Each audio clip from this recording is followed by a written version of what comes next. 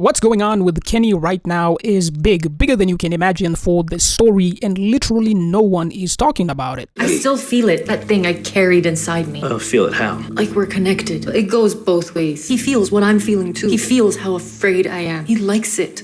What you're looking at right here is one of the most under-discussed plot lines in this entire season and even in the entire show, despite there being so many different signs that Kenny himself, just like Fatima, has also been claimed by the entity in control of the monsters, very similar to what happened to Victor. And there's so many different signs showing this to be conclusively the case that it's insane. First of all, I want you to focus on how Fatima specifically says that Smiley can feel how much she is suffering and that Smiley actively enjoys the pain that he feels coming off of Fatima. The reason why this matters so much is that there are only three possible explanations for how this could be possible. The first is that the Nightwalkers are more in control of their bodies than we previously thought, or B, they are directly connected to the thought process of the entity himself, and therefore that Fatima is feeling the emotions of the entity who controls the monsters himself. And of course, the final possibility, which is what I actually think the writers are trying to tell us here, is that Smiley himself in particular has a stronger connection to the entity in control of the monsters than all of the other Nightwalkers combined. And it is very important to keep in mind that there's clearly something about Smiley that separates him from all of the other monsters, and we all know this to be true. But what you may not know is that the same thing that makes Smiley so special, which I am going to explain to you very clearly in this video, is how we also know for a fact that Kenny himself, just like Fatima and Victor as well,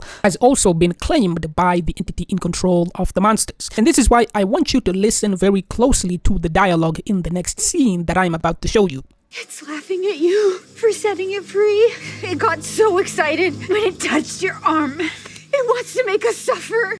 Now, this moment with Sarah right here is absolutely massive, and it's truly monumental for us to be able to understand what's really going on in this town. But even more importantly, this scene is crucial for us to understand why both Smiley and Kenny's connection to the entity is much deeper than we previously realized. The first thing here is that when Kenny goes to talk to Fatima while she's making the golem on the third floor of Colony House, immediately after, Fatima says that she can feel Smiley's happiness because he knows how much she's suffering after being forced to give birth to a demon. We literally see Kenny touching his arm after Fatima says that. This is clearly not a coincidence, because it's obvious to me that what the writers are really trying to tell us here in this moment with Kenny touching his arm immediately in response to Fatima's statement that she is directly connected to Smiley and therefore that Smiley is also connected to her as well, is that Kenny himself is also directly connected to Smiley. And I also have to point out that the writers specifically had Kenny going back for a third time to talk to Fatima in the episode after this one, where he specifically asked Fatima about Fatima's connection with Smiley. So they want us to notice this. Like, this moment with Kenny and Fatima, just like the scene with Sarah at the ruins, is one of the biggest signs that Smiley himself in particular could actually be the entity in control of the monsters. Because I really want you to think about this. When did Kenny get touched on the arm by any monster in any way whatsoever, which is what created his connection to the entity in the first place prior to the arrival of the man in yellow as Sophia? The only time something like this has ever happened to Kenny was when he had a dream of the music box cicadas. And this is how we know for a fact that the writers want us to see that whatever's going on with Fatima and Smiley right now is the same thing that is going on with Kenny as well, because they literally had Kenny touching his arm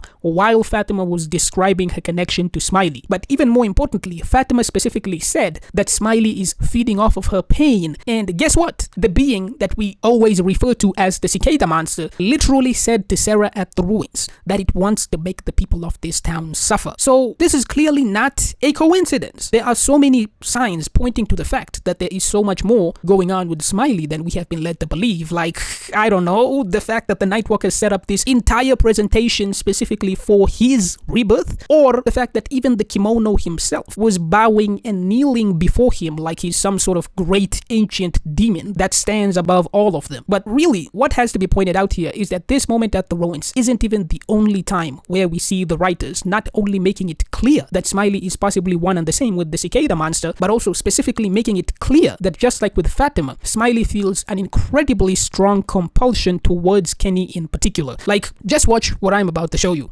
We gotta go now. Hello, Kenny. Nice to see you again. Go!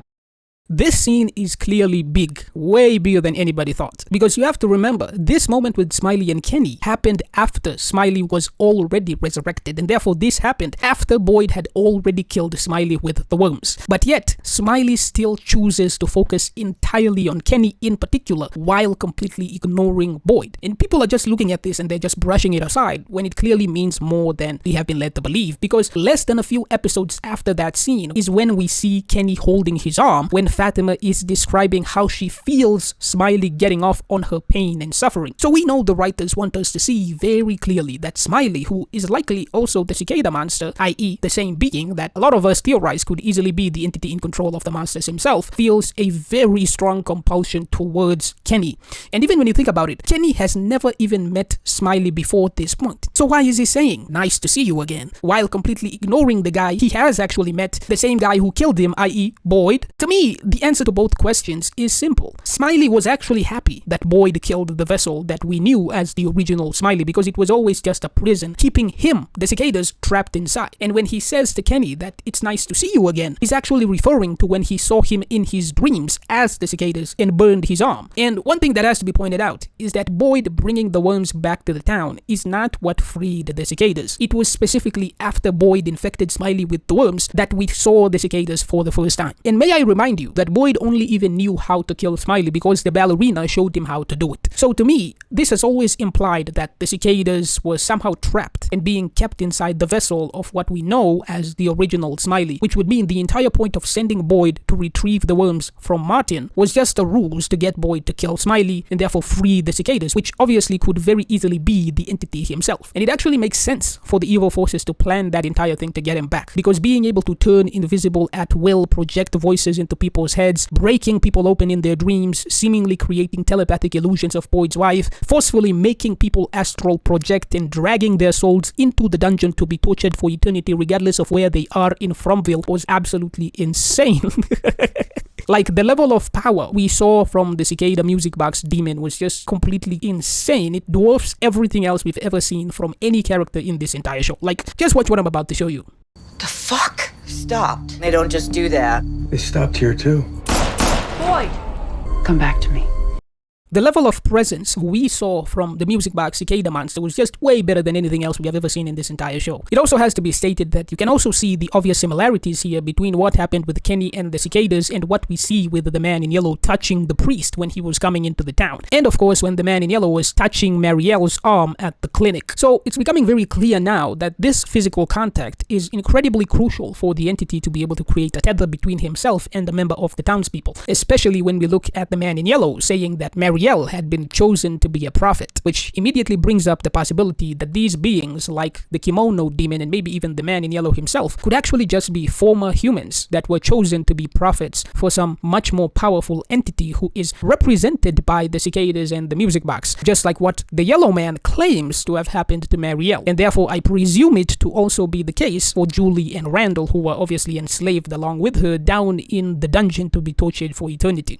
And with that idea in your mind, think about that scene where the man in yellow sees the image of the ballerina in the diner and he is clearly completely stunned to see that figure there. If he is actually some sort of worshipper of the music box cicada entity, which is clearly connected to the ballerina as well, that could obviously be the reason for why the yellow man made that extremely shocked expression in that moment. And a lot of people have also pointed out how the voices talking to Sarah was still active by the time the man in yellow went downstairs to check on her, and how that could be a hint that the man in yellow himself was actually just praying to the entity, asking him to do that to Sarah rather than him doing that himself. It's certainly interesting to consider that possibility, because if the entity for some reason is usually unable to interact with others physically and is therefore limited to telepathic visions and illusions, it could explain his absurd level of enjoyment when Boyd actually gave him the ability to touch people as the cicada monster. However, what we need to understand is that regardless of whether Smiley is uniquely important in this place or in his ties to whoever created the monsters, what we do know for a fact right now is is that just like with Fatima, Kenny is clearly tied to the entity in control of the monsters, and that means that they clearly have some nefarious plans in store for him, which is clearly part of the reason why they killed both of his parents and brought in Marielle to separate him from Christy. Because just like we saw with Fatima, the entity is deliberately manufacturing scenarios to squeeze as much pain and suffering out of Kenny as he possibly can. And that's because he knows both of them are very kind people, which we already know are the types of people whom the entity loves to break down the most.